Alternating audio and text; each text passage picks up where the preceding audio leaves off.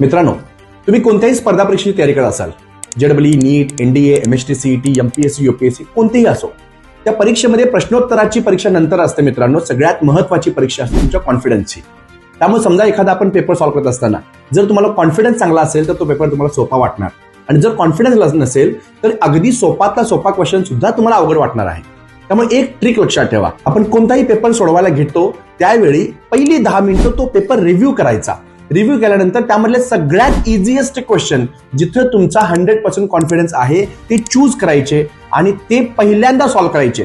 कारण किती जरी हुशार विद्यार्थी असेल, किती जरी अभ्यास चांगला झाला असेल तरी सुद्धा मित्रांनो, जर पहिले 3-4 क्वेश्चन तुमचे चुकले किंवा अवघड वाटले तर पूर्ण पेपर तुमचा टफ वाटतो. त्यामुळे सगळ्यात महत्वाचं पहिल्या 10 मिनिटांमध्ये पेपर रिव्ह्यू करून घेणे आणि रिव्ह्यू केल्यानंतर त्यामधले इझिएस्ट क्वेश्चन शोधणे. ते इझिएस्ट क्वेश्चन पहिला सॉल्व्ह करा, नंतर तुम्ही कॉन्फिडन्स बुस्टर झाल्यानंतर सगळा पेपर सॉल्व्ह करू शकता.